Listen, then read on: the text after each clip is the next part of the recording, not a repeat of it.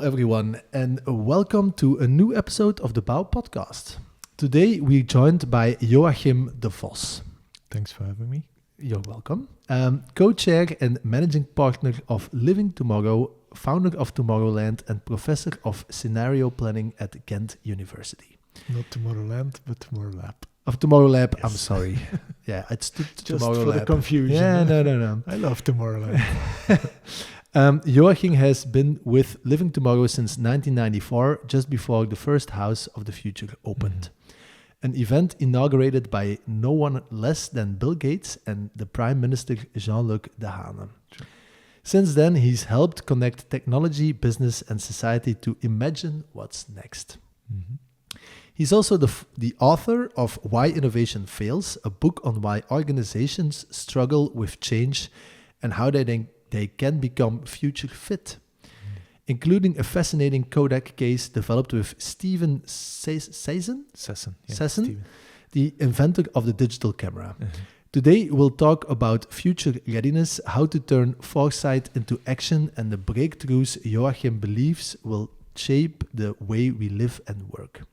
Joachim, welcome to the podcast. It's great to have you here. Thank you. So maybe can you explain to the audience where your fascination for the future comes from? Well, that's a question that goes back to my youth. I remember I got from my father, I think I was 7-8 years old, my first encyclopedia, a youth encyclopedia. And I loved reading it when I was in bed. First the pictures and later on the text. So everything was in it, from physics to chemistry to planes to cars to nuclear fusion and fission, everything. And I think that triggered something inside of me. Later on I became an engineer. And then I thought, okay, what can I do to be connected with tomorrow? And that was the moment that I met Frank when I was 24 years old. He started with the idea of a house of the future, and he's architect, so he was specifically in that area. He was specializing, and my background was in technology and thinking about what will technology change for tomorrow. At the moment, we're talking now 1995, when we didn't have smartphones, there was no mobile internet, there was even no internet in Belgium. It started in 96. That was challenging thinking about that. And the passion started and it never stopped until today. Yeah. So back then there was even no internet, No. 1995. No, the first public internet started August 6, 1991. But Okay. in Belgium, the first internet operator, that was Eunet, started in 1996. And back then you opened the first House of the Future. Yeah, indeed. How did you get Bill Gates to be there? In fact, that seemed to be quite easy, looking backwards. But I remember we had a meeting with Microsoft. Patrick de Smet was at that time the CEO in Belgium, and Veerle Wuits was the marketing director. And we had a meeting about Living Tomorrow. It was supposed to open somewhere, I think, February 1995. And I'm now talking end of 1994. So we were preparing all demonstrations, all future demos, all this kind of new insights and challenging stuff that we were building. And we were discussing the inauguration. So 1,000 people would be there. And at a certain moment, we said, it would be interesting to have Bill there. And Patrick said, yeah, but that's not that easy. But at least we can try. So we wrote a fax and sent a fax to the offices of Bill. Was sent by the CEO in Belgium, by Patrick. And he contacted us back and he said, we got a positive feedback. And Bill is the 16th of March. He's in Belgium because like a kind of honorary doctoral degree and the University of Leuven that he was receiving. But in the afternoon, he didn't have anything on the agenda yet. And if you change the date of inauguration, Bill will be there. And that was an amazing moment. Bill was there. The director Bernard Vernier, who was European director of Microsoft, was there, and Patrick, the Belgian director. So, and Jean-Luc was 1 hour late, our prime minister. I'm very thankful for that, because we spent 1 hour on one-to-one almost with Bill in the House of the Future. That was amazing. Yeah. What did you learn from him? Well, first of all, I was I programmed some of the things in the house. We were a very small team at that time, and I programmed some of the future visions myself, like the home shopping, connecting to the internet, the very early internet. How would online shopping look like, because it didn't exist yet? How will they bring packages to your door? How will you open the door from a distance when the deliverer walks in and maybe puts things in your fridge when it's fresh, and IP cameras are recording that? It all seems so obvious today, but none of these things were existing at that time. So we just envisioned that and we programmed that.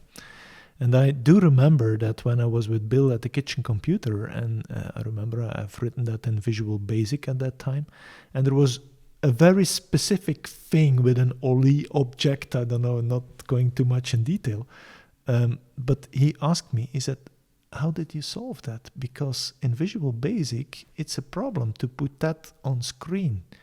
And okay, we had a workaround, but I was completely flabbergasted that he was so much into the details of his own product. And a second thing is, later on, he was walking around and he had just a little note, a paper, and he was writing on a very, very small paper some things during that tour we had. He asked a lot of questions. And then afterwards, when he was on stage, he said the words that I will always remember and are often expressed later on. He said, we always overestimate what technology will bring in the next 5 years, but we incredibly underestimate what will happen in the next 15. So these are two things that I still remember from him. Was a very specific and a moment that is in my heart. The example you gave, that he really knew a detail. Mm-hmm. I don't know if you saw the documentary on Netflix about him, Inside Bill Gates' Brain. Yeah, it's called. And I also heard it in other podcasts. Apparently he does it with almost everything. Yeah, even when he goes like on a bird watching trip, the evening before he leaves, he like reads everything he can find about bird watching, and then he knows almost as much as the guide who's going to do the tour. Yeah, indeed. Apparently he must be incredibly intelligent. It was like I was talking to one of the main developers of Microsoft, and at that time his official title, I think, was already chief architect. No, it was a few years later, but when Steve Ballmer became CEO, he was chief architect, and I think he was doing the right job, a little bit like Elon Musk today. So yeah, he's a manager, but at the same time, he's an incredible technician. Yeah. So you opened the house. Mm-hmm. What were the things that, looking back on it, you got really right, and what were the things you were quite wrong on? Well, the things that were quite right are today in market. So the whole home delivery, the online revolution, these are things that we really put in the center of the first house of the future, and that was spot on if you look today. Remember, none of these companies like Spotify, Netflix, none of them existed. Only Amazon was there. In 1994 started Jeff Bezos with a very small bookstore in Seattle, I think. That was nothing more than a little, standard book handle in Belgium or something. So envisioning that idea that We would shop online, have a virtual screen in the kitchen or a high-resolution screen in the kitchen, touchscreen, where you just scan even products that you use, that we are doing now with our smartphones, with the first QR codes that were on products, not for even in the supermarket at that time. It was only used for logistics reasons. The first scanners for supermarkets only came in 98, 97, so a few years later. I think we started a kind of revolution with that. Same with the Ring Ring. We called it Ring Ring, was the doorbell. We put it on IP. It was technology from Ziedel. So Ziedel had just a traditional camera with CCTV, coax cable, and we cut the cable. We put it into one of the first Matrox cards, so to grab all the frames and to put it on the very first IP. We had a first house with category 5 cabling that was far ahead of its time, and a server system that was controlling the house.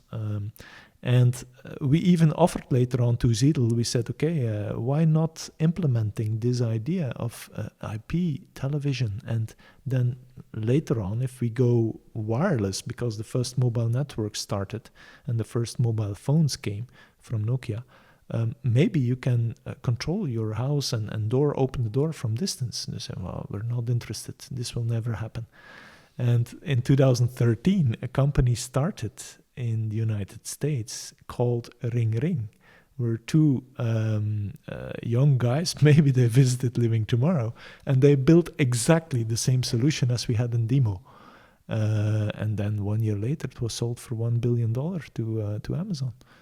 And today that's still, or to Google, and it's still Nest that you have today. And so yeah, these were things we got right. I think first photovoltaic panels, first water heating systems with solar water heating systems.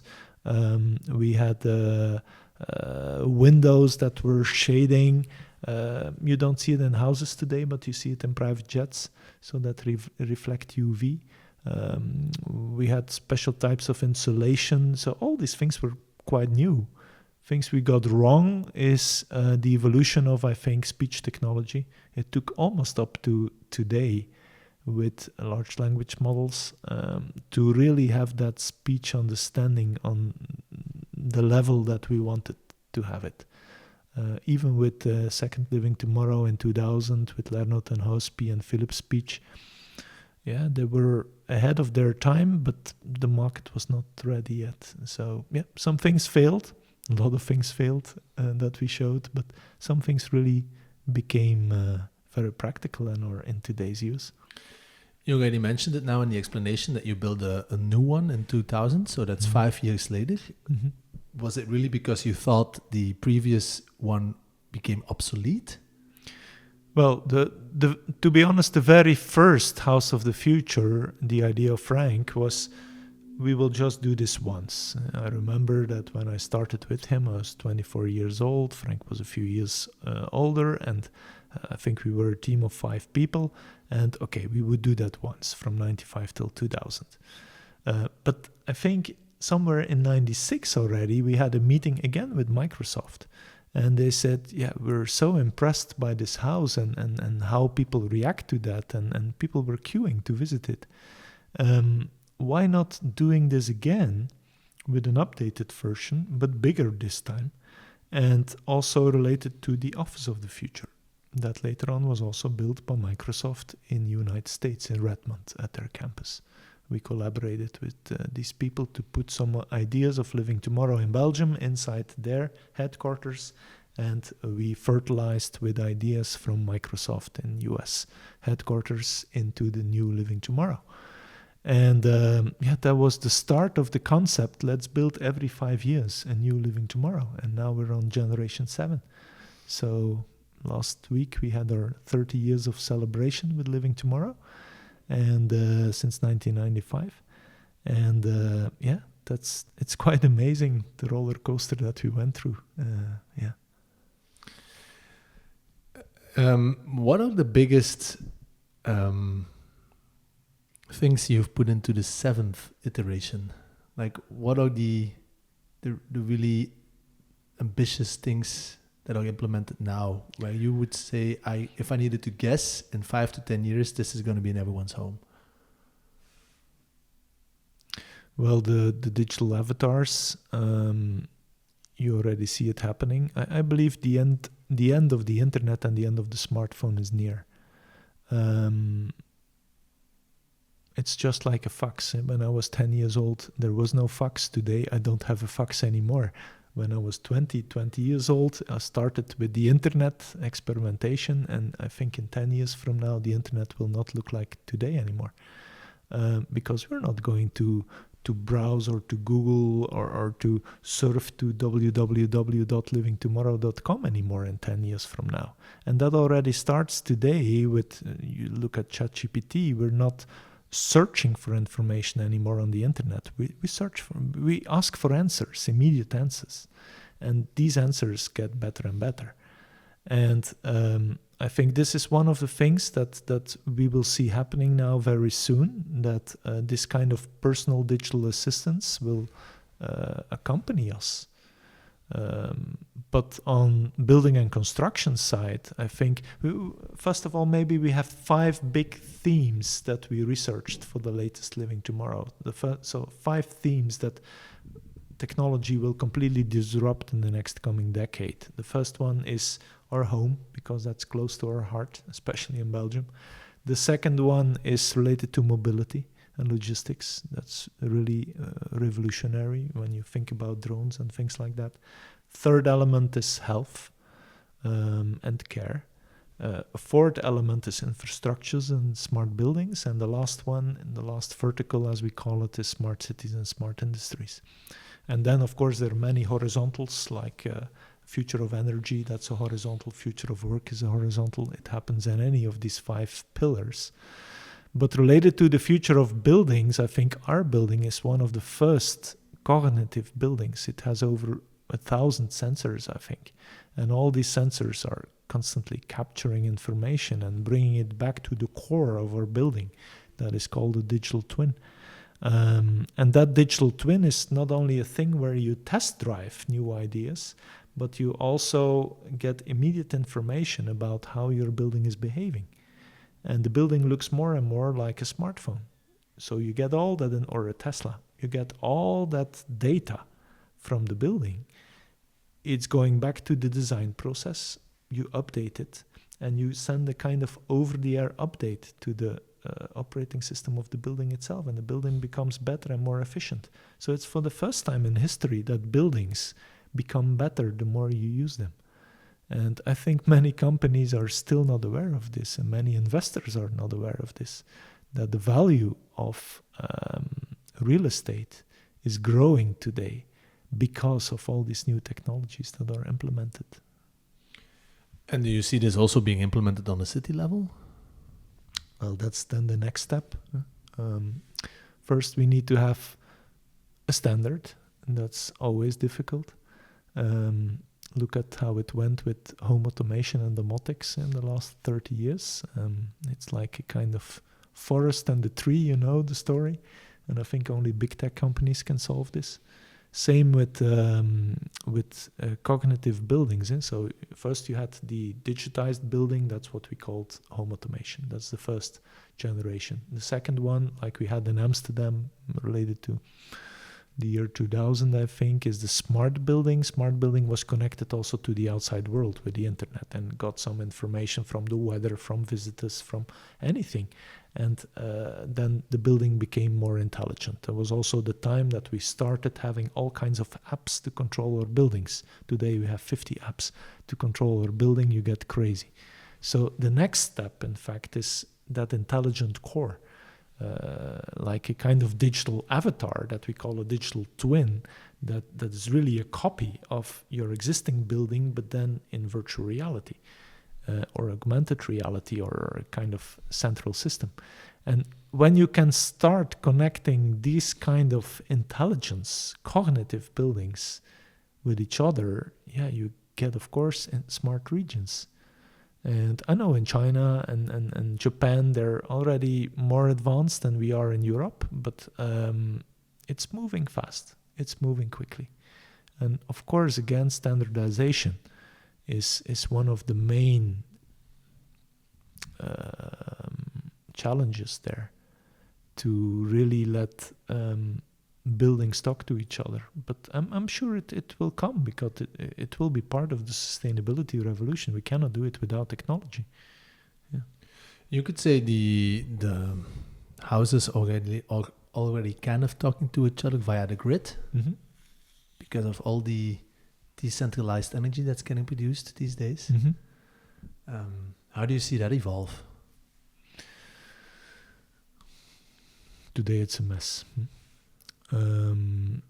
Look at what happened with all the photovoltaic panels, and then the grid is not ready for that, and now we need sometimes to shut them down. And now we're working also with Fluvius, really searching for how can we really make that grid more intelligent. Because, okay, we put all kinds of devices on top of devices, and it's a search for how to really deal with it. But I think the zero impact, zero footprint home of the future is nearby, because in fact all technologies are there. The only thing is, when you rely on alternative energy sources, they're not as stable as the ones we had known.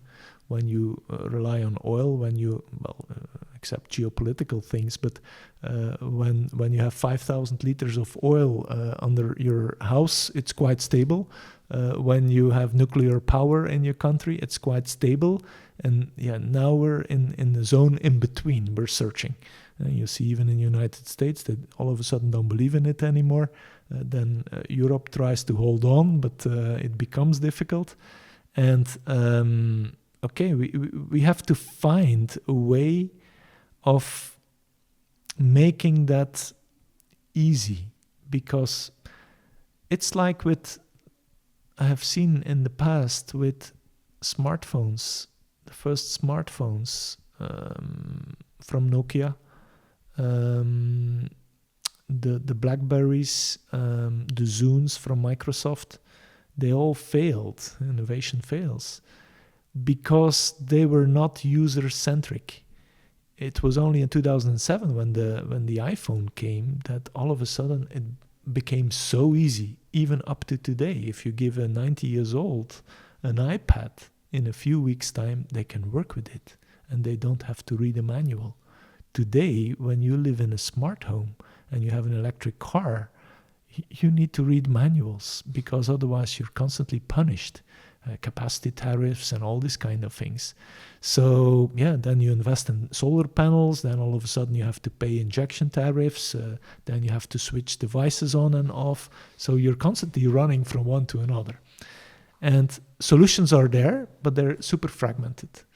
So I think that's one of the first things where we have to redesign that really smart home of the future and make it still needs an iPhone moment, Once that we don't have to think anymore how to let the house work efficiently with all technologies inside, I think that will be the moment that we will succeed. But it's a little too early for that, You mentioned a couple of minutes ago that you think the current form factor of our devices is going to end soon, the iPhone and so on. Mm-hmm. What would be the next one? We already see it happening. So I think the AirPods are incredible invention, and they still need to get better and smaller. Together with the power of large language models and small language models. The difference is large language model is trained on all data that we find on Earth, everything that's ever written. So typical ChatGPT, Gemini, Claude, Grok, this kind of systems. And then small language systems is more with local information, and that you train the things on what you have inside your company, or your patient files or anything, or even in your house. And when you combine the power of both with this kind of new technologies, the smart glasses that Facebook is experimenting with, the clay tablets we have today, like iPads and iPhones, they already exist almost 15 years. a little longer even. So yeah, it typically takes 20 years for a new technology to develop, and then you get something better.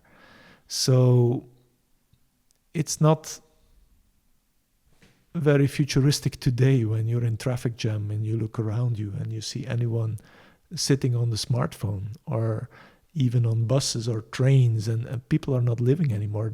We're living connected to the screen of a few square inches. So when you can liberate yourself from this, and you can just talk and see with glasses with augmented reality, but then really high resolution, as it's your own visual cortex seeing things, or you hear things and you ask a question, you even think about something and you get answers. I think that's the next step, because now we just use that screen as a mouse and a keyboard to get interaction with something that we call the internet or the metaverse or anything.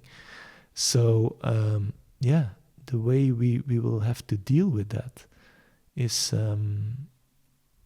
what we already see happening now. And I'm quite convinced that we will not have the iPhone 27. We're now on 17, I think. So 10 generations further, 10? No, I don't see it. No, maybe it will still be there, like we have today how you call it, a compact disc player, or even LP player, turntables. They still exist, like horses still exist, but not for the majority. It's only for a few people who still want them. So I'm now talking 2040, and so we took a little jump of 15 years. As Bill said, never underestimate what 15 years will bring. So, yeah. Yeah, I find it interesting to see that you notice that the market is looking for the next form factor. Mm-hmm. You got these pins that they tried last year. Mm-hmm. And now OpenAI has hired Johnny Ive to make the new form factor. Yeah. I think it's going to be an exciting couple of years to see what the market comes up with.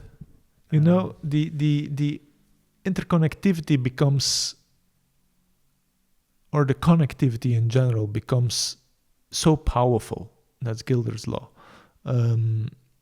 So the way we communicate with Starlink, so the low orbit satellite systems, or 6G, or Wi-Fi 7, 8, 9, that will come soon, they're so powerful that in fact most of the processing power we can shift to the edge.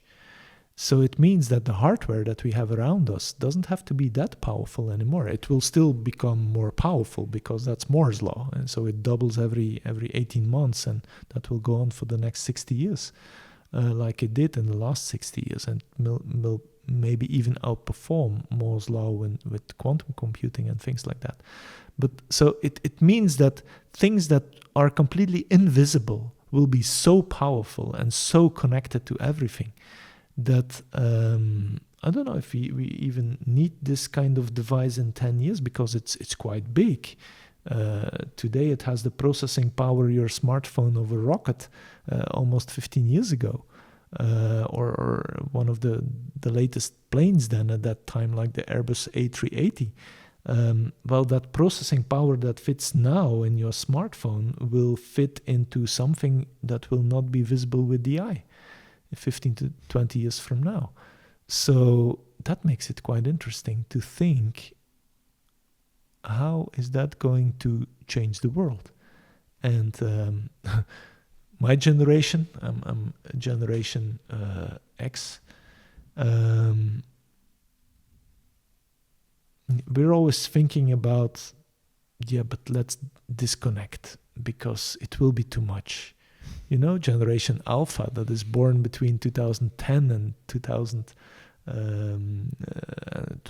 25, so between 10 and 15 years old, they never had a world without internet. So they do not even think about not being connected. That doesn't exist. Their brain is trained and formed different than ours. And we really have to realize that. because we're still designing the majority of our services, because the few people that we say, oh, they don't use smartphones, they don't use internet, but that's almost ending.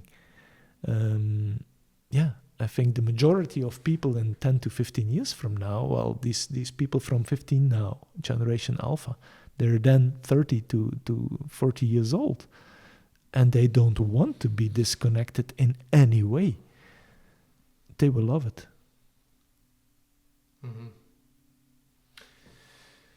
Maybe by then we're going to get a Neuralink chip implanted. Maybe. We'll see. Recently, you hired a new CEO for Living Tomorrow. Yeah. How does that help you with? How did it shift your focus? What does it allow you to do more now that you weren't allowed? A lot.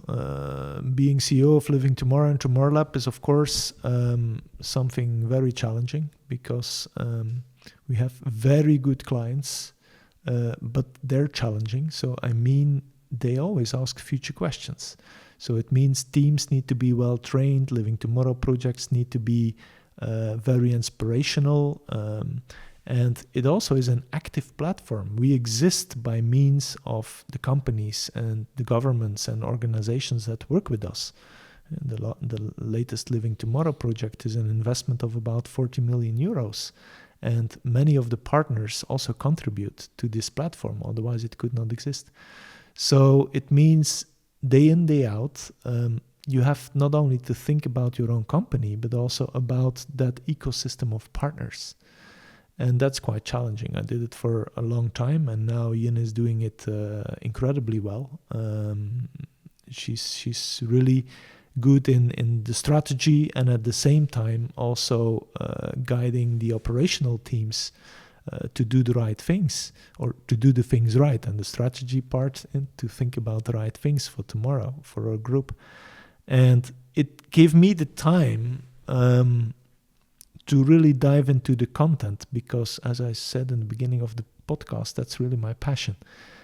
What will the future bring, and how can organizations prepare for the future? Because more and more, and I think last year, we see the uncertainty is exploding. And how do you face uncertainty? What tools are there? How can you deal with that? How can you manage then to reinvent your organization to still be relevant in the next decade? When you see all these things coming, well, that's exactly what I could do during COVID when Yin took over. Out of our both powerful organizations, TomorrowLab with the methodologies and tools, and Living Tomorrow as that connection platform with the end consumers, a lot of insights were born, and that resulted in the research, and then later on the book, Why Innovation Fails. I'm now finalizing the next one. A new book will be launched related to data, because I'm not going to dive immediately into the fancy AI, but really into the core element that is namely data. When is your organization ready for being data-centric? How do you become a powerhouse with data? And I think not even in Belgium, 10% of the companies already solve this. So they're struggling with that, and they already want to play with AI. Sometimes resulting in a lot of gadget AI. That means that AI for any small problem that they have, but there is no coherence, there is no overall strategy, there's magicians walking around that they call data scientists, while in fact data science is something that needs to happen top down, because if the top of the organization is not aware about what is data and what can we do with it, not only just ask the question how to monetize it, you have really to understand that data is a culture. Anyone in the organization is responsible for finding, attracting, harvesting valuable data. And only by data we can change the world. We can change the house of the future. We can change building and construction. We can change healthcare in the future. Because most of the technology is there, but technology, what's the energy for technology? It used to be oil, water, steam. Today it's data. And when the oil is not of good quality, the engine is not running. When the data is not of good quality, the engine is not running. So that's what I could do, focus myself into that, reconnect with youth. I'm very happy that I can teach as a professor at the University of Ghent with scenario thinking and strategy, future health. And because youth, you give some knowledge to them, or at least you think you give knowledge, but you share also insights from what you learned, and you get immediately feedback. It's like a mirror to you. Because they're younger, they think different. They ask the right questions. And that's challenging, and that's how you learn from each other. And I think society in the future, the more AI there will be, the more robots, the more human will become, because that's exactly what keeps us different from these machines, that we reflect empathically with each other about the things we have learned and how we want to move in the future. So I'm optimistic. That's something I personally really have noticed working with ChatGPT or equivalents, is the quality of your answer really is determined by the quality of your question. And the tool is really learning you to ask better questions, which is something I would have never thought would have happened when you started playing with them a couple of years ago. And you really, at least by myself, I noticed that it's really something that goes around when I'm interacting with it. But can you give some examples, like if you indeed, because I find it an interesting statement that you also learn from the students. What are some good examples of things you've learned while interacting with these young people? Oh, there's so many of them. We often tell them about the structure, the governance around technologies, around services that we have today in our society. And we say, okay, that's how it's built. Take healthcare for an example. The whole governance we have around hospitals. This morning I was in discussion with hospitals of the future, and the whole governance where services are paid by government, and that's how the whole system is funded. You explain that to younger people and they ask, why is it like that? Why is it not outcome-based? Why it's not prevention-based? Why do we only care about sick people and not as long as we're healthy? These are things we already know very long and very well, but in our generation, and especially the leaders of today are still Gen X and sometimes silent generation, Gen X and Gen Y. We think, but that's the way it should be because we build it that way. And it's almost impossible to change. See, whatever new technology pops up, we always try the new technology to put into the old governance models, into the old business models. And that's exactly what I learned from Kodak, where things went wrong. New technology, and they put it into an old system because they said, it's running well like this. It will just optimize what we have. No, it will revolutionize. And asking the right question, you just mentioned it. It's so nice to work with ChatGPT, but it's only when you prompt right that you get the right things out. That's exactly the same when we were in college and we asked something to the teacher, but when you ask the wrong question, you get the wrong answer. So you have to prompt your question the right way.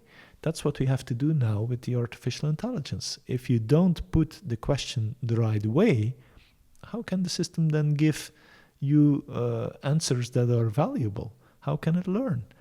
I think the clash of generations in the positive way is something that is very valuable. And these are some of the main insights I got from that case from Kodak. Yeah. What are the if you would say to the people listening who are working in organizations and who need to guide the organizations through the increasing more volatile environment, what are some great tools, what are some great frameworks that they can look up or work with to be able to better handle this uncertainty? Yeah, that's a good question. First of all, I tried to put a mirror in front of people in an organization, including my own organization. And in my book, I put like a kind of formula. It's not mathematics, it's just to think about. Are we future fit? What's the future fitness parameter of your organization in turbulent times? We're living in turbulent times.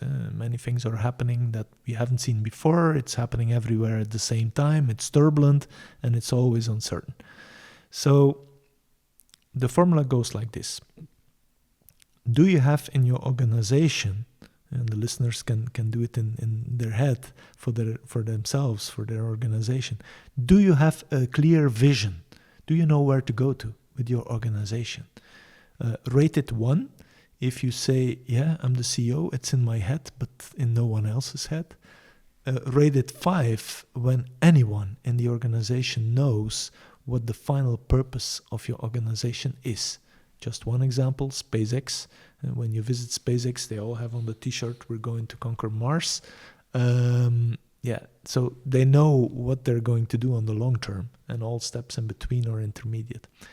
So it's a living culture. So 1 to 5. Multiplied by the speed you can implement that vision. So are you a very slow oil tanker? Then rate it 1. Are you a speedboat, maybe startup or scale up? I think you will be 4 to 5. And so 1 to 5. Multiplied by the agility, because anyone can make mistakes and things can change. And then is the question, can I change from direction? And again, the oil tanker and the speed boat. So 1 to 5.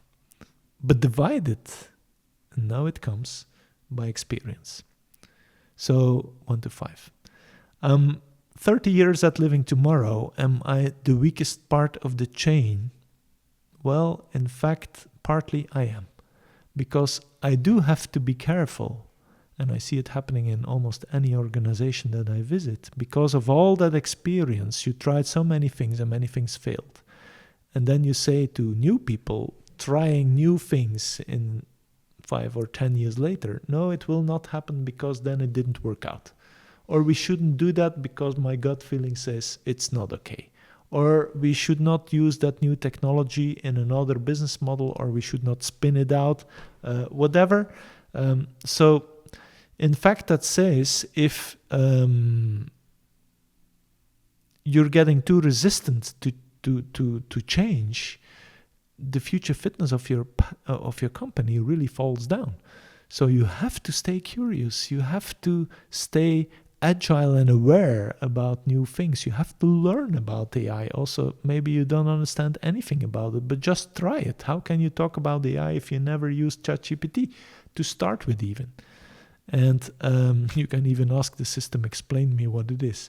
So it's so important that many companies have enough people, but they do not have the right skills anymore. So retrain skills is something we need to do. It's an obligation. Otherwise, the future fitness, that is the survivor part for the next 10 years of your company, is incredibly going down. So yeah, vision multiplied by agility and speed divided by experience. Are experience and age always the same? No. So you can have someone who's been active for 30 years or 40 years, but still have the right mindset. Indeed, yeah. So it totally has nothing to see, and it's good that you emphasize this. Someone of 65, 70, even 75 years old that is still training and learning and open to new things can ask sometimes more efficiently the right question than someone who is much younger but not open to change anymore, or afraid, because many people are afraid about the future. And then you see what happens. They try to play their power play, to change some things, not for good, maybe good for the short term, but bad on the long term. We all know a guy in the United States who is doing that. And I'm not sure that the future fitness parameter of that country is really going up now. Yeah. And it's more the denominator than the nominator. Mm-hmm. Mm-hmm. We are coming to the end of the recording. Is there anything like final messages you want to say to the audience concerning the messages that you bring today? And I ask this because at the very end, we always ask a couple of different questions, not necessarily related to what you do. Mm-hmm. So that's why I always ask it a little bit earlier before we really close or finish off. Well, we ended with that experience, so with agility.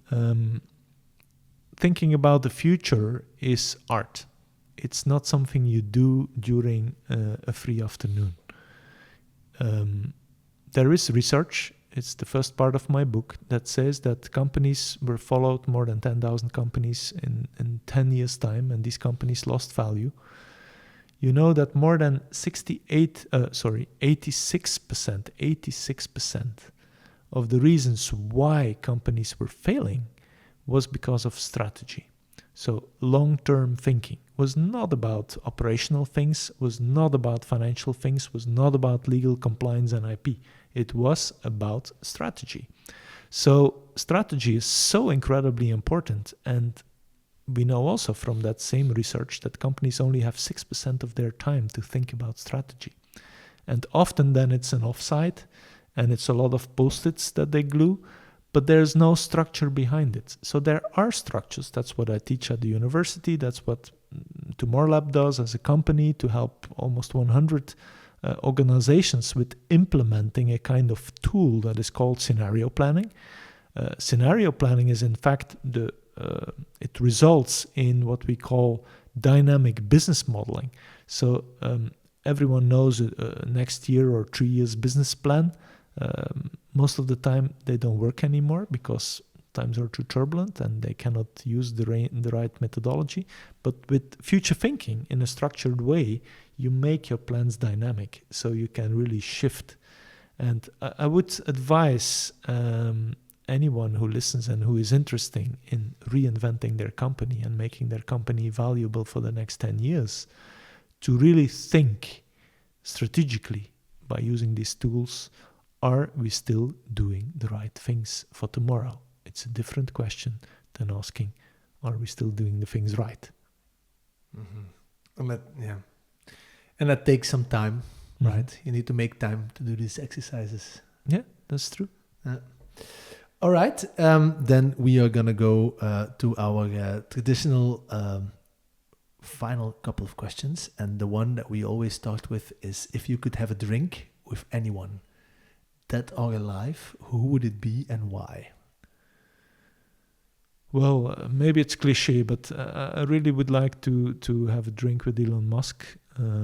Although he looks a little crazy lately, he's doing things that I haven't seen in long history anymore. He's really changing things. We have to go back to Archimedes or even Da Vinci or others to really have, or Einstein. And Einstein was even more a theoretical person. Elon also has the ideas, but can turn it into practice. And just asking a few questions to him would be super nice. I think he's the most answered guest to this question throughout the years. I can imagine. It's really extraordinary. It's a pity what he's doing now lately with his hobbies, let's say. But okay, let's hope he can stay healthy for some time, because I think there's still a lot more to do. And without him, it will move on, but it will go so much slower. Yeah, I agree. I read the biography of Walter Isaacson last year or 2 years ago. Yeah. And I think it's in that book that he says, that he's always kind of surprised when people are surprised when he does something crazy. Because he's like, go through history. Everyone who has ever had the amount of impact on society as Elon is having, they weren't like normal chill dudes. Like Tesla was completely crazy at the end of his life. And go down the list. They were all like genius and crazy. It's very close to each other. And maybe he has gone a little bit off the rails the last couple of years, but yeah, I don't know. When you do the things that he does, I'm not surprised that he has some really strange considerations that doesn't say it's good, but for me it does explain it a little bit, if you know what I mean. Yeah, it's a restless mind. Exactly. Yeah. Is there a book that you've read recently, or it can be long ago, that you would really recommend to our audience? Well, it's a book in Dutch. It's the book from Evi Gruyaert related to luisteren, so to listening. Because I think, and now a podcast is a good example, we're only talking, we're not listening to the ones at the other side. But in companies, I see that many things fail because we don't listen. We don't listen to our customers, what they say, and you do not always have to listen, but at least you have to absorb what they think, what they do, how they live. Same with people in the organization. When you only go forward and everyone is behind because you didn't listen, then you need someone else to be there, like Elon. He's not listening to the guys, but he has a team surrounding him that really catches up. Otherwise it would not be possible. So listening is so incredibly important, and I think that's now exactly something that even large language models are doing quite well. When we talk to them, they really analyze everything that we say to them, and sometimes we don't do that as humans because we already give the answer just before the question was put. So listening. That book is, I advise it to everyone. Thank you. Final question. If you could recommend the best purchase you've made in the last year under 100 euros. Under 100 euros. It can be a little bit higher. It can be more than a year, but just a really amazing purchase that you would recommend to the listeners. Well, I just did. It's nostalgic. I can talk about any subscription to incredible AI systems. I'm very impressed by Claude. I'm very impressed by SuperGrok. But something totally different. In an auction, I bought a 1985 Bang & Olufsen compact disc player. So one where a biocenter or system it's called, where you go to your hand and then it opens, and it's so incredible how you put the CD in, and how that thing is really a piece of art. And I love watching it. Sound is not as good as your Spotify or your Apple Music without lossless, but it's the nostalgia where technology became art. So these guys from Bang & Olufsen in that time, for me, were a little bit the John Ives or Steve Jobs.